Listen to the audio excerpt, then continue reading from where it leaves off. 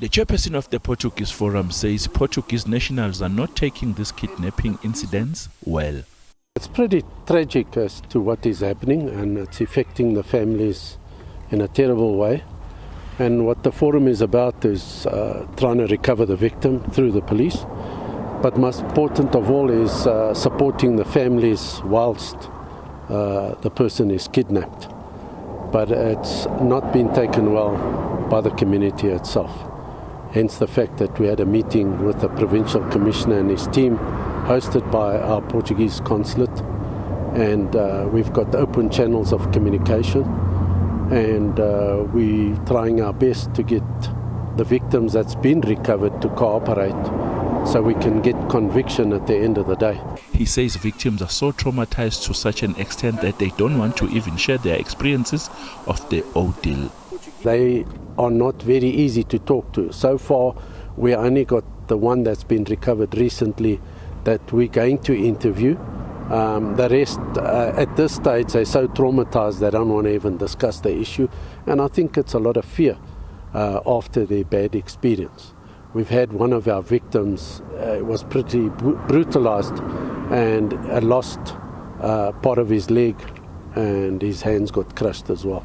So, but with community support, we've managed to give him a fair amount of support in recovering from a health point of view. Experts say kidnappers demand millions of rands from the victim's family and friends.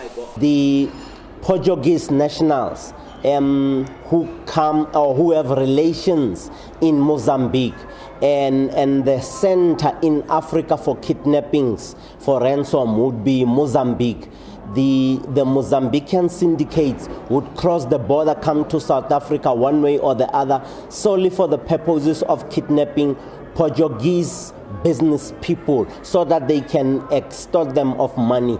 And my research in my security analysis and strategy formulation suggests and indicates and shows that your kidnapping ransom is not for less than 10 million. Hence, the Portuguese individuals become people of high value or high net worth value or high net worth individuals. Mashaile has advised against paying ransom to kidnappers, saying it makes things difficult for the police and other law enforcement agencies.